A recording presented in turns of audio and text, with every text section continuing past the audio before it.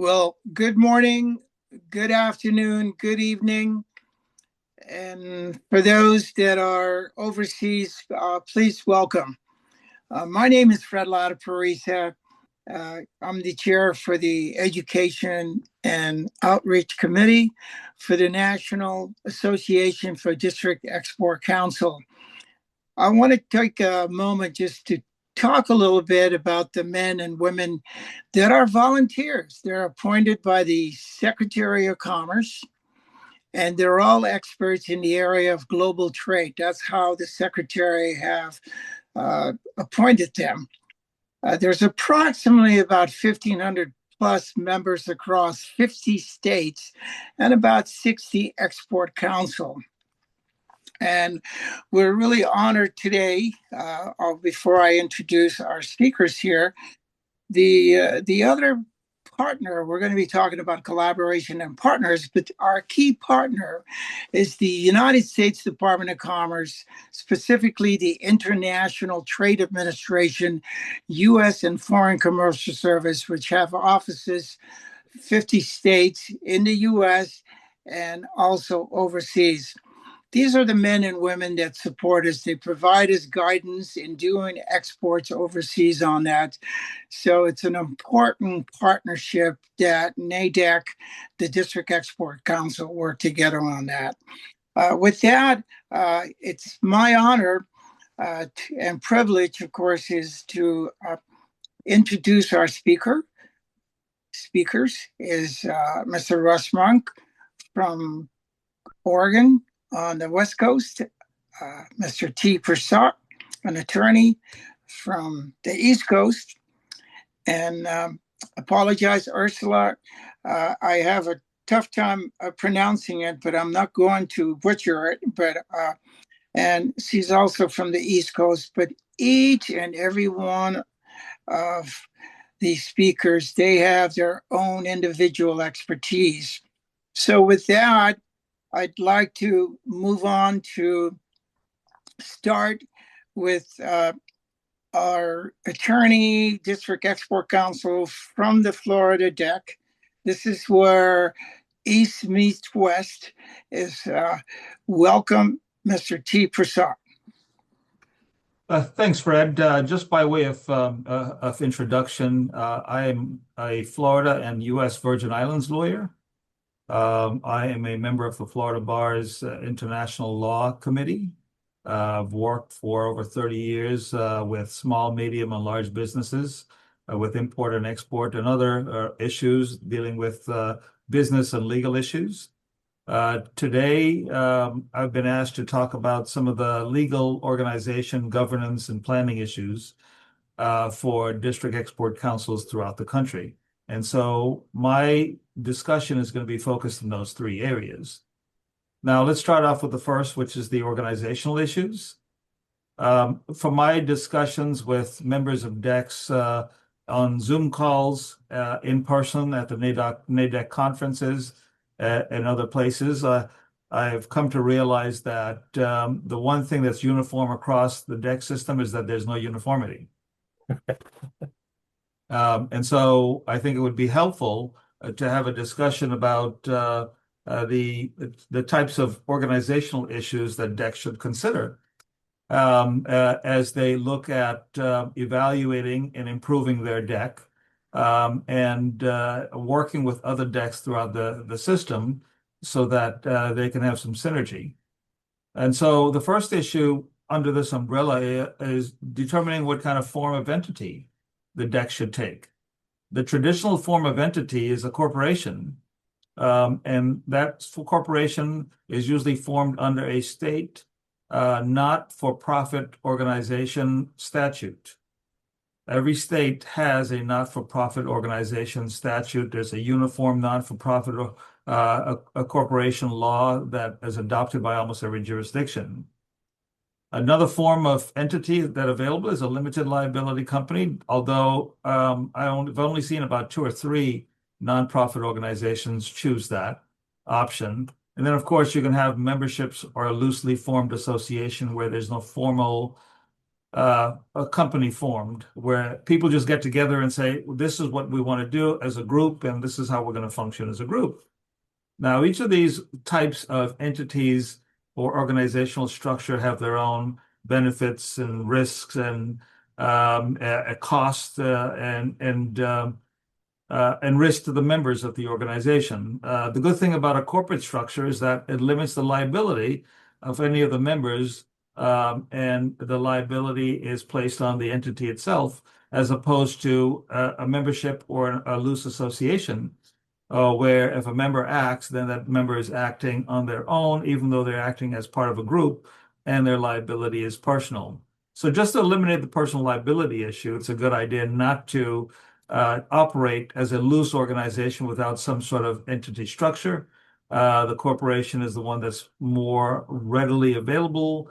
Everyone understands what that is. Everyone has been familiar with that corporate form, and it has more law available to it for answering questions to reduce ambiguity and give clarity to the members.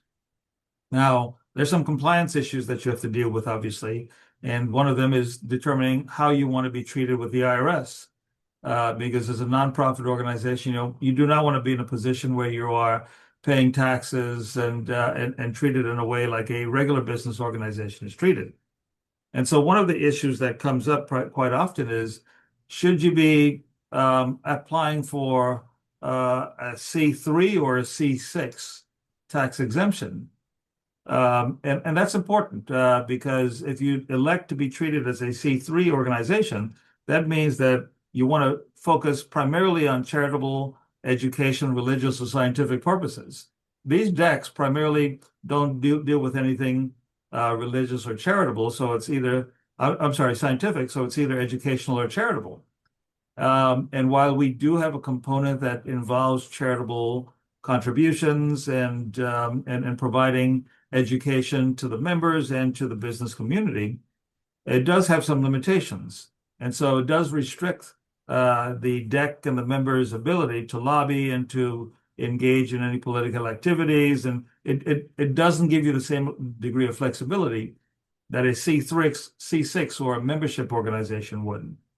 And so when you have a membership organization and you apply for a C6 exemption with the Internal Revenue Service, then you're thinking about more of a business organization, business leagues, or members with similar interests forming an organization for not-for-profit purposes.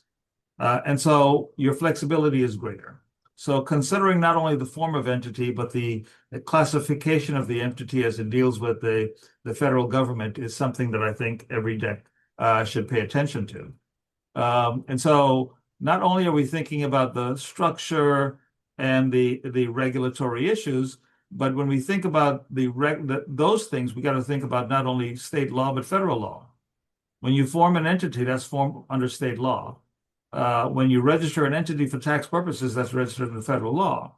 When you look to solicit funds, that's governed by state law. Employment law covers state and federal law if your organization has employees. And there's a distinction between independent contractors and employees when you deal with those issues of governance. So governance typically follows the thought of leadership. Who's going to be leading the organization and how is that leadership going to be structured? If it's a membership organization, then how are the members voting on the leaders, whether they be directors or officers or other people who are leading the organization or both? If it's a C3, is it going to be a director-led organization or a member-led organization? How much of the leadership is going to be solidified in written documents like bylaws or some sort of an agreement between the leadership members of the organization and the organization? Are we going to deal with more of a director-led organization or an executive leadership team organization? Those things are pretty important when you're dealing with governance issues. And governance issues not only deal with how you form the leadership structure and how the organization is actually led, it also deals with some of the compliance issues. Are you in compliance with state and federal law? Are you in compliance with the mandate from the Department of Commerce? Are you actually complying with what is required to be within the DEC system? And are the members of the organization and in compliance with what is required to be a member of the organization itself? I know that we went through some of those issues within the last year and a half to two, discussing some of those issues in the past. So the organizational issues are important. The governance issues are important. But the planning issues are also important. When you think about the planning issues, you think about really identifying where the DEC is now in many aspects, organization-wise, leadership-wise, governance-wise, structure-wise, outreach, educational support, development of programs for the members, development of programs for the business community in which the DEC sits. It's programs to interact with the Department of Commerce in a very congruent way, programs to interact with other DECs in a way that creates some synergy between your DEC and the other DECs. So planning becomes one of those things where you have to really identify and be brutally honest about where you are and have the leadership of the group have a vision of where the DEC should go, whether it's a short-term basis of 6 months to a year or a long-term basis of 5 to 10 years. And so it's important to have some planning mechanism in place. There are a lot of planning mechanisms in place for that you can put in place for that planning. The National DEC went through a planning session with a business model canvas turned into a mission model canvas. I know that some DECs use the SWOT analysis. Other DECs use the PERT analysis. There are different planning methods available in order to do that. But the core of all of those planning methods is a true understanding of where you are, a good vision of where you want to be, and then creating a roadmap to get from here to there. Removing roadblocks along the way, helping to gain clarity on the issues and the options available and how to analyze those things, understanding the challenges that will be challenges that the DEC will encounter, and those pain points, whether they be financial, human resources related, external or internal, and dealing with those issues head on, and making sure that not only the leadership of the DEC travels along that road, but also all of the DEC members within each of those DECs are an integral part of that journey. And I think that's important because that really speaks to the issue of engagement or sustainability. What makes us as DEC members feel like we belong to this organization, that we contribute to this organization, that we matter to the organization, that we can make a difference to the organization and the people and the organizations that it supports and it serves, and it's how we're useful to the Department of Commerce as well. So this issue of engagement, this issue of sustainability, this issue of being members of the DEC and DECs within a DEC system and a national DEC that has not only a national identity, but a state identity, a regional identity, an individual identity that pulls us together is pretty important. And I think that's probably a good transition point for me to turn this over to Ursula, who has, I think, some pretty good insight on some of the issues that DECs face dealing with engagement and sustainability and identity and synergy. So Ursula, I'm turning it over to you. Well, hello, everybody. Thank you so much for joining us. Just way of background, I have been dealing with nonprofits, associations, setting them up and also working with them for the last 25 years. So I have a pretty good idea of what it takes to get things going. So thank you, T, for passing this on to me now. On a practical basis, we are starting from the beginning. I have just set up a nonprofit in New England a few years ago. It takes about 18 months because you have to go through the whole process of, as Dee says, getting a group together who share the same vision. Then you need to get bylaws in place. You need to get all the incorporation articles in place. So it can be done. It's a process, but it's a very rewarding process if you know where you're all going and you're going up the same road, so to speak. In terms of what to look out for when you're starting your journey, you need to get to know your region and have a pretty good idea what role your particular deck can play in the local economy. Where are the gaps? What can you do that is not being covered by other associations in your area? It's useful to get to know your competition so that you're not duplicating efforts, but rather I would suggest you consider collaborating with some other organizations, which Ross is going to be talking about in greater detail, that will actually support your vision and your mission. The other thing I want to talk to you about is actual members of your decks. Without the members being engaged, it's very hard to actually reach that common goal and common vision that T has already mentioned. So it's not an easy process. I spend a lot of my time actually talking to deck members. Email, we all get overloaded with emails. So I find that personal contact and actually hearing somebody speak is a much easier way to get a message across. So I do use telephone a lot. I actually also spend a lot of time on the road visiting deck members in their offices and in their manufacturing facilities. It's a great bonding exercise. They appreciate me coming as a deck chair, coming out to see them. And I think it works for the benefit of our whole deck in that way. When I talk to deck members and I'm trying to convince them to get more involved, I usually mention to them that being a deck member gives them a great competitive edge because they have access to over nearly 2,000 companies across the US that actually are engaged in exporting, and that's a huge resource in itself. By being engaged with their local decks, they can extend their networks both locally, regionally, across the US, but also internationally. And it also, by being engaged, it helps to raise their company profiles. And also enables them to be able to promote their companies, and that you can promote the deck members can promote their companies by sponsoring and getting involved in local events that a deck is putting on, or by perhaps hosting an event at their facilities, which is always very much appreciated, or even participating on a NAIDEC committee. The NAIDEC committees, by the way, are open to all deck members. So if you're interested, please let Heidi know, and we can pass on your interests to the relevant committee chairs. The other thing you can do is you can be a sponsor or a panelist on our annual conference. We have a conference coming up in Tennessee on May the 12th and 13th. And we very much encourage SEC members to support it financially by, $500 or a higher sponsorship rate will also enable you to participate on the panel. So do consider that. I always say it's a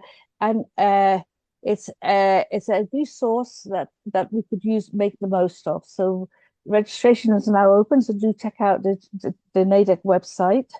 The other thing is be prepared. The deck members need to be prepared to open doors for other deck members. And by opening doors, you're actually opening doors for your own company, because everybody you speak to is another person you get to know that could be helpful to you in your business. And deck members need to be prepared to reach out to other deck members and act as mentors and answer questions. And very often we get so busy with our lives, we don't realize that actually making that one step is actually benefiting you at the same time. So that's something I always stress to all deck members. The reason I do this too, by the way, is that I am actually the deck liaison for the whole network. So I have had the privilege last year of talking to many decks. I do realize that each deck is very different, has different challenges and different opportunities. It's been a great learning curve for me, and we've had some fascinating conversations. So I'm very happy to make connections. If you reach out to me with other decks for you, I'll do whatever I can to facilitate that interaction. At the same time, just quick comment about social media and website. Many of you have just had a website, have very sophisticated websites. other decks have just recently had a website built for them by one of our NAIDEC deck board members. That those websites are actually very valuable. They're a wonderful way of spreading the word about your deck because we're all on social media all the time. But also reinforces what you do and how you do it to the community. And it also gets that message across the whole community in your area that you're alive and well and you're active. And it helps, obviously, you can use it as a source to publicize your events and initiatives. So I do strongly suggest, perhaps hosting once or twice a week, get somebody on your debt committee to take that on, and also to keep the website updated. So I think with that, I'm going to pass on to Ross, who's going to tell us about how to collaborate with the stakeholders that we work with closely on the NAIDEC level, but we work on the local level. Thank you very much. Hello, everybody, and I'm proud to say I'm out here in the Pacific Northwest in Oregon. I'm the chairman of the Oregon and Southwest Washington DEC, and I'm a proud member of the NAIDEC as well. What we basically have seen in the last year and a half is a wholesale change of the ground that we've been really accustomed to with the reduction in force and the change of the Commerce Department and the focus that way. So what our DEC has done is we are basically taking and say, what can we be the most effective in our own region, and stepping back and in our own backyard, how can we optimize with not discounting any of the great resources that the Department of Commerce brings with us, but how can we take and build in our backyard to take care of our own? That was kind of the, when the world gets crazy, you step back a little bit. It's kind of the tone that we took as a DAG. So what I think that probably the most important thing is what we realized over the last year and a half or so is there's an ecosystem of export, and there's a lot of stakeholders that have a touch, kind of in a Venn diagram type of setup, where you have a ton of different talents, big, broad distribution areas, and then how to optimize that. So we basically started to saying, if we needed to build a broader spectrum in our own backyard, how would we do that? And so what we landed on is in that ecosystem of export, we have the state programs, we have the regional economic development groups, we have the cities, and some of the counties have economic development groups. And then, of course, the federal agencies, Small Business Administration, XM, and some of the other agencies that all have a footprint in this zone. And so what we basically have tried to do is become, if we could, in a little way, the catalyst and the glue that helps bring some of this together. Probably one of the big items that we found by doing this is that each of these different groups has a distribution list and a membership group that we can all cross-pollinate together in. And that is a huge benefit for the storytelling of the commerce and the export. So for us, that was a huge transition where we, stepping forward, but you're stepping back and you're leaning forward by these actions. And I think that's a critical thing that we've done in Oregon. The world is a little gangly right now. So let's take care of our backyard and our local small businesses. Our true mission in Oregon and the structure that we're doing is how to help small to medium businesses. And we believe this tactic is one of the best ways to do that.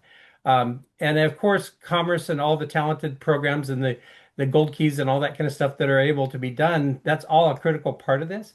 But that cross-pollinating for us seems to be a direction that's really been positive that way. An example of that is tomorrow, our local DEC is doing what we call the Journey to Exporting. And this is a program that we've done for about 2 years. And we have a panelist of local businesses, and we take this and move this around the state of Oregon about twice a year, sometimes 3 times a year, where we actually set the panelists and ask them, how did you make that first step? What did you learn? The lessons learned of what to do and what not to do. And have, usually we have 60 to 80 people that join us, plus or minus in that way, that these are small businesses that are trying to learn how to do that. So tomorrow we're actually doing one. It is co-sponsored with a strategic economic development group, one of the smaller ones in Oregon. And by co-sponsoring it, we get both sides get the benefit of that. But the state of Oregon, Business Oregon, is actually our sponsor in that. In that cross-pollinating, I've got an economic development group and the state of Oregon's business group being that way. And we always like to show respect to whoever is sponsoring it, so we give them a chance to tell what they do, and in that. By being able to build the kind of the strata of the different groups and that kind of stuff, it's a stronger story than just our local DEC. And it's a complement as a force multiplier to the Commerce Department's mission of what we are, but it also is a huge benefit for our small to medium local businesses, and that's the structure we look at. The other thing that we started doing is cross-pollinating with some of the other DECs. If we have a seminar, Teams type seminars, we will actually reach out to some of our regional DECs, like in Boise, Idaho, or in Seattle, and ask them to join us on that. And we did about 4 of those through the course of the years of that, and that was a really fun exercise because it engaged both DECs handily in their groups that they were supporting. And so that was a fun exercise that we did that way as well. I think for me, when the world is crazy, I step back, and the world is a little crazy right now. So I think the idea would be to say, how do we really focus on what we can most affect in our region, and helping the small to medium businesses with the force multipliers of all these different groups. You get all of the brain trust of all the groups, and you get all the talent of all the groups, and you get the distribution list of all the groups. And for us, this has been a way to kind of persevere through the craziness that the world has right now. And over the last, the transitions with commerce and things like that. So I don't want to discount how important commerce is, the Department of Commerce and all of the talented people and their heroic actions, but it's diminished because of the force, reduction in forces. And we want to always try to focus what we could do working with them. And by us taking and building this stronger alliance with the different, groups, it actually softens the need for what the commerce people have to do. And it looks like a way we can help the commerce in that endeavor. So that's what we did here in Oregon over the last probably 2.5 years in transition. Stronger last year in that. But I truly think this is fun, and it's been successful as a best practices for Oregon and Southwest Washington. So I think that is my part on that side. With that, there's some questions from the audience. Okay. But before I go to that, I want to add a little bit from the California Inland Empire District Export Council, which I represent. One of the things that's been working very effectively is the 32nd celebration of the Inland Empire World Trade Conference. And it's a strong collaboration with the District Export Council. So that's another way of getting the word out from a District Export Council perspective. Some of you I know have been doing it for years, but perhaps you might want to think about it, have the DEC take the lead on it as being the first annual World Trade Conference in your region. I think that's a good example. So it'd be a nice collaboration as what Russ is taking and talking about focusing in on locally. And then the other part that I think that Ursula brought on board was, I think, promoting your company. That's an engagement. I think that's also. But I think the other part that I wanted to address is to go back to T and ask him a question. And I underline some of the key areas in terms of organization, governance, and planning. Let me ask you about the organization part of issues that DEC should consider, T. When you say the organizational issues, that can be categorized into a number of things, right? Yeah. There's organizational structure, which really is more of the legal issues involved with how the company is formed, or the organization is formed, what the relationship is with the organization and the local government, state government, federal government, and what the relationship is between the organization and its members. And then, of course, what the organization's relationship is with the other stakeholders involved. So from that point of view, obviously the issues that we talked about earlier on still apply. But when you're talking about other stakeholders, those are usually contract-related issues. Should there be a contract between the DEC and vendors that they utilize, whether those vendors are utilized on a one-time basis or continuously? Should there be a contract between the DEC and its leadership group, the board of directors or the executive council, or should there be a contract between the DEC and its members? Sometimes when you join an organization, you come to the organization with an understanding there's some rules and regulations that governs the organization and your relationship to it.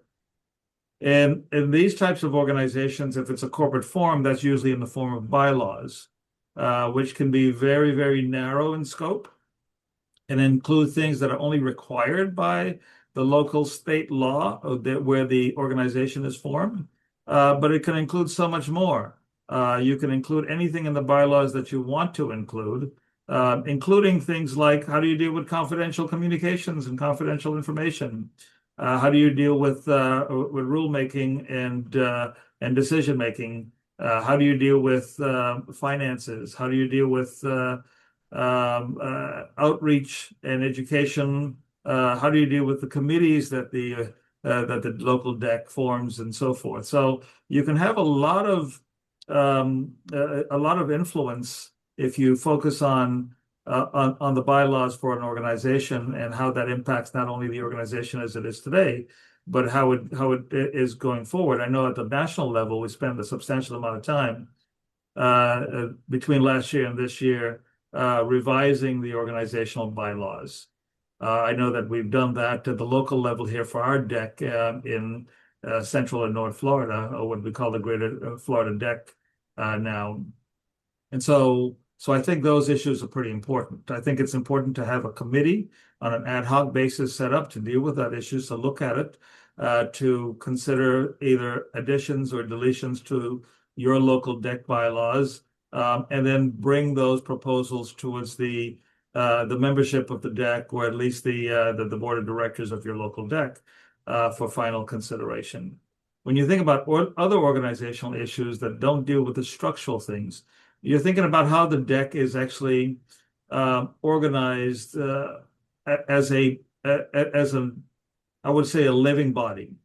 And that is, what's the best organizational structure internally for the DEC for it to be able to maximize its potential, identify all of the stakeholders, identify the jobs, the needs, the wants, the pains, the gains, the aspirations of the stakeholders, and develop programs that is targeted towards helping them with those issues and growing and developing. So from an organizational point of view, I think you're looking at all those issues, Fred, and of course there are many more issues as well that you can think of from an organizational point of view. Thank you, Deep. I think one of the things that the commonality, what I'm seeing, is relationship. And having said that, I want to go over to Ursula. Ursula, could you give us some examples? You brought some important points on it. One was engagement, and the other one that seems to be an important factor is promoting your company. Could you give us some examples on how are you working with the organization and some of the DECs? Well, I would like to follow up with first of all, what T said about the structure, organizational structure. For the DECs who are very well organized, you already know all this. For the DECs that I speak a lot to, who are not so organized, the very basic that you will need is basically have a chair, a vice chair, a treasurer, and I would also recommend that you have a communications person. So those are the critical positions, if you like, to make a deck work. And I know that some decks have many friends of decks waiting to take the positions to until a place opens up on the deck board. I think it's 35 that you're allowed per deck. Some decks can't fill the 35. That's okay. Each deck is different, but those are the basic positions that you really need to consider in terms of promote. You see, it to me, the whole essence of being on a deck, NADEC and NetDeck board is about supporting each other, supporting exporters. We're all volunteers, so this has to be a situation where it's a win-win situation for all involved. So therefore, the companies that give their time to be on a local deck obviously want something in return. So I've already mentioned some ways that you do get feedback, but as I said, it's a two-way street. So I would love to hear from some of you what other benefits you get out of being on a deck apart from exposure for your companies, possibly making deals, expanding your network of contacts. Also, I personally enjoy the human interaction between the various deck members and talking to people. So it could be as elementary as that. So in terms of I'm not sure what you're asking me, Fred, but in terms of a deck company, you mentioned something briefly about, how would you, from your perspective, suggest promoting that deck company? How would I? Promoting your own company within the deck. Well, that depends on you and your resources, what you're trying to achieve. But the very basic ones would be supporting an event your local deck is doing, offering your office facilities for the event. Very often, finding a location for events is quite complicated. So that's a great way of doing it. I do think you should all look at the national level and consider attending the conference. It's a great way of getting to know everybody very quickly. We're going to have about 200 people, I think, in Tennessee this year, which is going to be, and a lot of fun too. So we do fun things as well in the evening. So I do encourage you to attend. And reaching out to people, the more people you talk to, the wider your network is, the more chance you have of actually making deals with like-minded people. So it's all about keeping in touch. The other thing I actually am the chair of the Massachusetts deck, and I was also the Northeast rep, so I'm aware of what's going on in the network. What we do, we've done this now for a while in Boston. We actually hold an annual international networking evening. We usually have a topic that is broad, and we invite all the associations in the area to participate with us. So we are the lead, and everybody knows we're the lead, but it's actually not for just one organization. It's a way for everybody, instead of competing with each other, to come together and collaborate for the benefits of all our membership. So I know that Arkansas is doing something similar. I think it does work collaborating with other people on an equal level, basically. So that's one way of promoting companies, Fred. So we offer tables at this international networking forum, and we only have a limited number of tables, so therefore we always sold out. So we make sure that we have one of each industry sector. So it becomes a desirable thing. Yeah, there's a question that came up, and I'm reading this right off from the audience. The IDEC has reached out a couple of times about being a sponsor at the NADEC meeting, and we haven't heard back. Can you provide information on how to get that done? So we'll reach out directly on that, and we'll make sure we'll take care of that. The next question goes over to Russ. Russ, you've got a great collaboration, a partnership. I think one, as Ursula and Tia has mentioned, is, some of the challenges. It doesn't take overnight. So one of the questions that came up is you have a co-sponsor, a relationship with the state of Oregon. I know that across the country, some have a great relationship, some are don't. So what's the secret on that, Russ? So thank you, Fred. The idea is it's a value proposition. And the states have a critical storytelling deficit in my mind. And being able to reach to companies and show that there's a really creative value. Um, Different states have different budgets, and the state of Oregon set aside a reasonable amount of money to help promote this. And their job is to get the business Oregon's job is to get this information out to the world that there are funds and resources, and in Oregon the STEP grants are actually facilitated through the state of Oregon, through the Small Business Administration. The state of Pennsylvania has a robust fund. Like they'll give up to $10,000 to help companies promote that kind of stuff. So the first thing was to reach into your state and find out what resources they do or don't have, and then who the contact people are. And then you can say, "Hey, we are a force multiplier in what we do," and the ability to take your story that you're trying to get out to the small business community, be able to take that story and engage in quality companies that need their help. It stacks. You have all these different budgets and all these different regional things, and if you can tap in and be the catalyzing mechanism for the local businesses to the states and to the region, that is a value proposition that the decks bring to the table. And for us, that was how I started it. When I became part of the Oregon Deck, there was some robust, talented people. It was 5 people in the office, and they were all pretty good at this. Little different story now with the number of people we have to play with, but we wanted to basically enhance that. And when we have international businesses coming in, state of Oregon is interested in that. And then they also, on the flip side, when they have businesses coming in, they introduce the companies to the decks and show that there's a regional support. So if you can play the value add card, it's a pretty easy conversation with your state once you know what the funds and what the programs are set up for. That's the structure we looked at.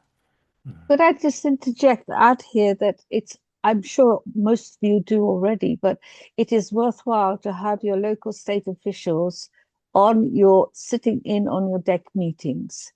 So that's one way, as Ross was just saying, that's one way of building personal relationships. In the end, it's all about personal relationships. And the other thing that we've done in Massachusetts, and maybe that would be helpful to others, we've actually we polled all our deck members, asking them whether they would be prepared to be a resource for the U.S. Department of Commerce, which in our region has been severely cut. And we now have a preferred vendor list, which we gave to the Department of Commerce, which they can call upon when they need specific expertise for whatever company they're working with. So the U.S. Department of Commerce shares with us what they're doing, and we provide the backup and resources that we have to help them do their job more effectively. Thank you, Ursula and Russ. I want to go to the next questions that came up, and I'm always reminded myself is about planning to T. So T, what are the planning issues that each deck should consider? Yeah, thanks for that question, Fred. Before I jump into that, I saw a question from Ed Dorian about says, since all decks have similar mandates and goals, is there one form of entity that we should strive to standardize nationwide? I think it's a pretty good question, and I think that it's a good idea for all of the decks to standardize some of the things that can be standardized. And I think the type of deck, the formation of the deck, the structure of the deck, the structure of the articles to form the deck, the organization, the bylaws, and other things can be standardized. For those who attended the annual conference last year, we had one session dealing with this issue solely, and we provided sample or articles and sample bylaws and other documents for the local decks to take and to explore on their own. So yeah, I think that Ed, I think that's a good idea. And my recommendation would be that each deck look at the corporate form of entity within their nonprofit corporate act for their state and adopt the articles that's used either by the NADEC or sister decks if they don't have one already, and do that. Now, I understand there's some constraints. Some decks are more prolific than others. Some decks are really good at fundraising and raising revenue to operate. And other decks are newer, and other decks don't have the same type of resources available. So that is a constraint. Reporting requirements is also a constraint, so you have to consider all those issues as you go along. Now, getting back to the planning issues that Fred was talking about, you've heard the old adage: if you fail to plan, you plan to fail. And I think that's so true. And if you fail to plan, more likely than not, what you're going to end up dealing with is stagnation. And then, after you stagnate for a while, you start to stink and rot. And so planning is pretty important. And so you really have to, first of all, think about a planning method. And as I indicated earlier on, there's so many different planning methods available, and there's no one size that fits all. Russ may have a planning method that he uses in Oregon that works wonderful for his organization, that if I try to implement here in Orlando, may be totally inappropriate for the group here in Orlando because of a number of factors. It could be time constraints, it could be financial constraints, it could be cultural issues with the members of the deck here compared to what they are up there. It could be time constraints. It could be a number of different things. So what I would suggest to everyone is to do a good assessment of the members of your deck. Look at the leadership of the deck and see what experience they have in the planning process within their organizations and their experience. Look at the membership of the deck and see what exists there. See if there are some common ideas about planning forms, strategies, and processes that you can use, and find the one that works for the people within that deck and implement that. If for some reason you think there's too much variety, or people are just kind of pulling in too many directions, then I think it's important for the leadership of the deck to actually do a critical analysis of the options available and choose one, and then to create an ad hoc team that actually goes through that process. And if for some reason you feel like outside help is necessary, then solicit that help. I think within the deck system, there are a lot of great people who have a lot of planning experience, not only in their organizations, but with the deck system themselves. And I'm sure if you ask and put out an email to the National Deck System and ask if anyone has found a system that has been effective for them, that they are willing to introduce to whatever the local deck is, they'll be more than willing to do that, and maybe plan a seminar on that particular issue. Now, what's great about that, Fred, is that can also be used as an engagement tool. I remember during COVID time, one of the things that we did was for our local deck, we used the Mission Model Canvas as a planning tool, and that brought the local deck together on a weekly basis. And so we were seeing each other on a weekly basis as we were going through that process. And then when we did it at the national level, around the same time, the national deck members were seeing each other at the board of directors. They were seeing each other on a monthly basis. And so it served as an engagement tool as well. Relationships are based on two things: the frequency of the contact of the people and the intensity of the contact of the people. And so the more frequent you meet, the more likely you're going to build good relationships. The more positive valence you have in those encounters with high intensity, the more connections you're going to form during those encounters. Your neurons are going to be firing off. Your axons are going to get thicker with myelin sheet, and then your dendrites are going to start to connect with the receptors in your neurons, and then that network in your brain is going to start to connect, and all of a sudden you've got like if you look at the deck system as a network, then you'll see that the NADEC is like a hub, for that airport, where a lot of these decks are coming into this hub and meeting and collaborating, and then they're spreading back out to the network throughout the deck.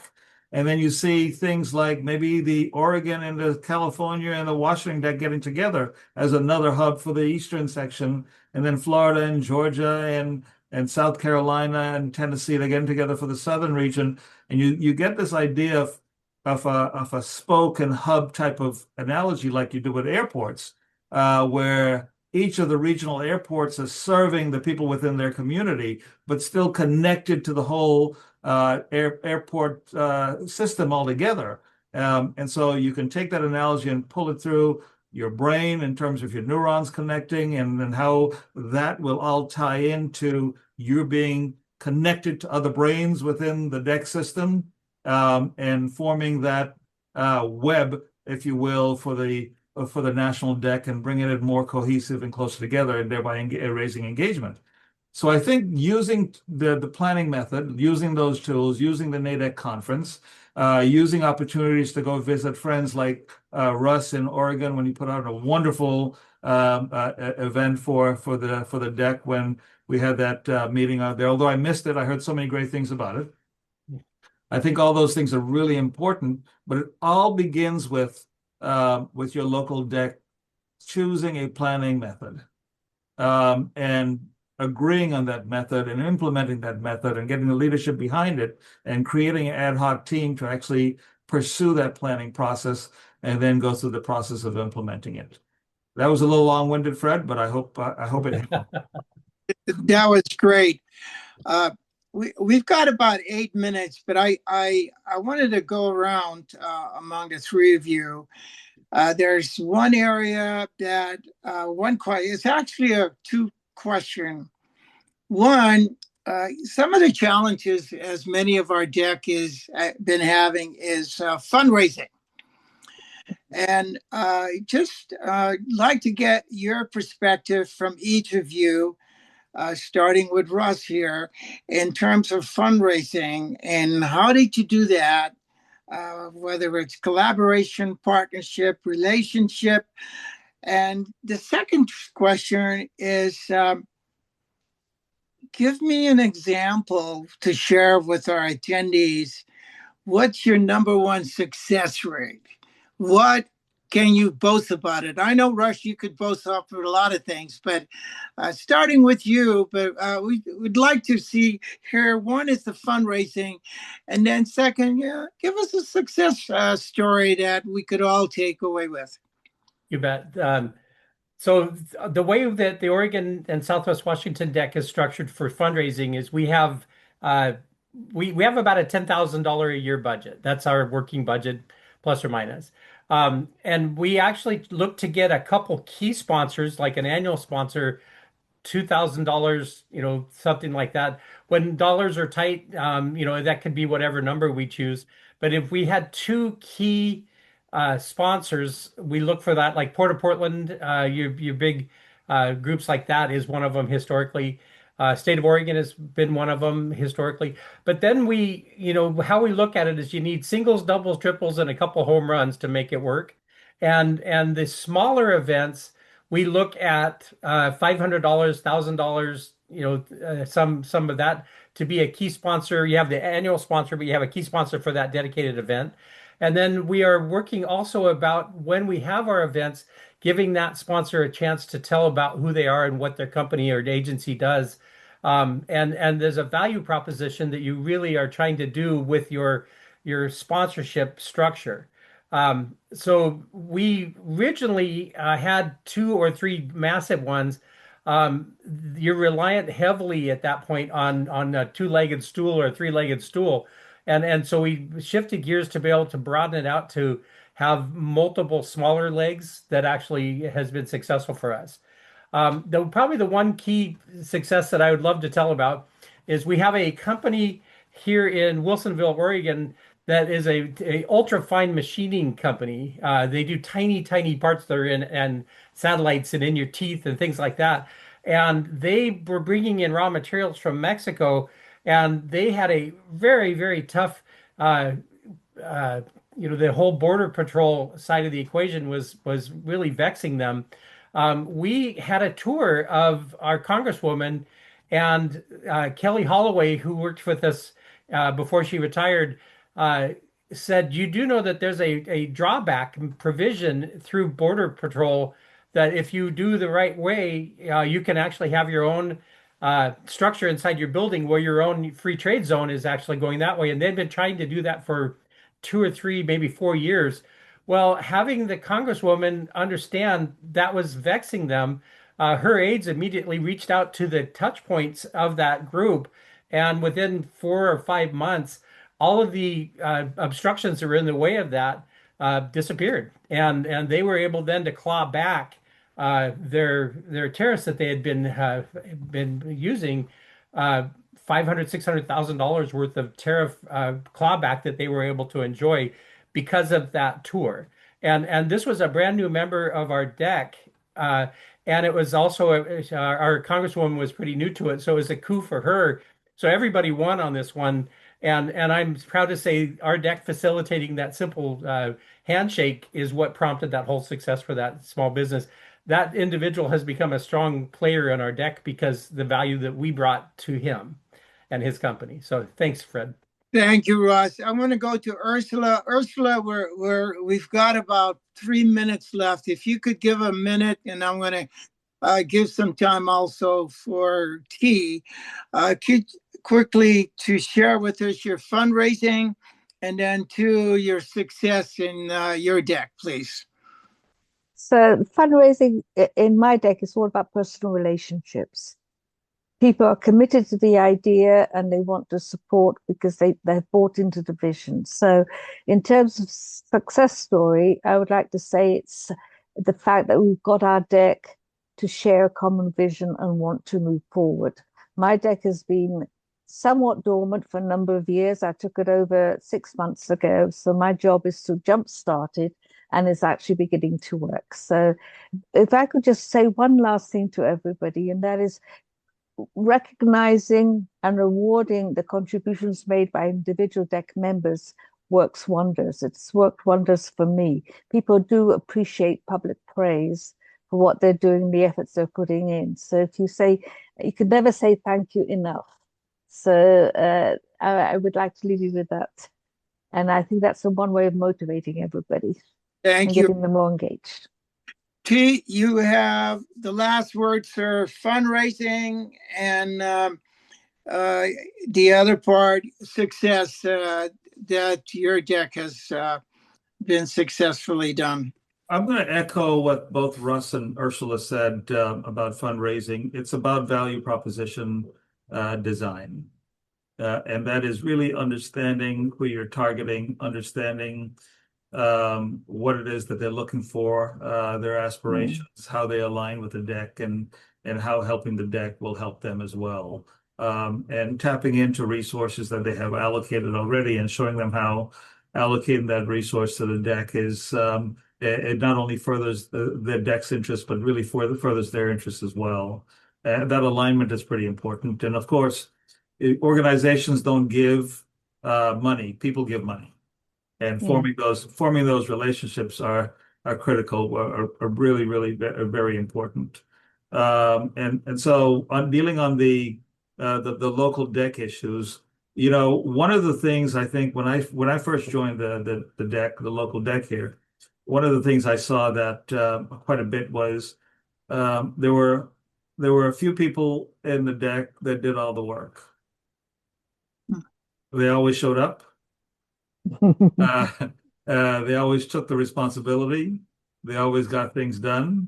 They always represented the deck. They always showed up at the NADEC conferences. They're always there when you need them. And there were other people that just were struggling to keep pace with them. And I think identifying the reasons why that level of engagement wasn't the same across the board was one of the things that I think we were pretty good at identifying and helping to bridge the gap. And finding out exactly why out of 30 people or so, only about 5 to 10 were really engaged. And what we did was just discover that people wanted to be engaged, but they wanted to be told what to do, when to do it, and where to show up.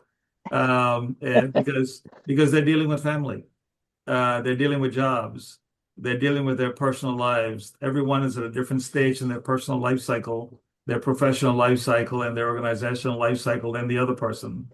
And they're just so busy that the physical time, the physical energy, the emotional time, the emotional energy, and the mental time and the mental energy is something that you need to help them manage, and they wanted you to manage. They want you to tap into them. And I think that's one of the things that we probably did really well as a result of that exercise, is taking people where they are and not expecting to be where we are.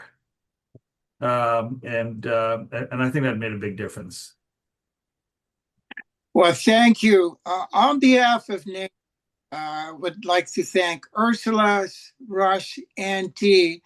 We are continuing on best practice in DEC, sometimes in June or July.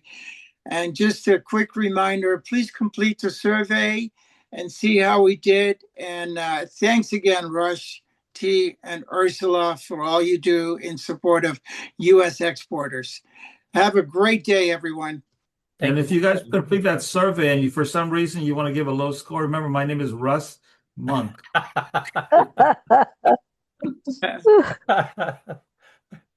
Take care, everybody. All right, guys. Bye.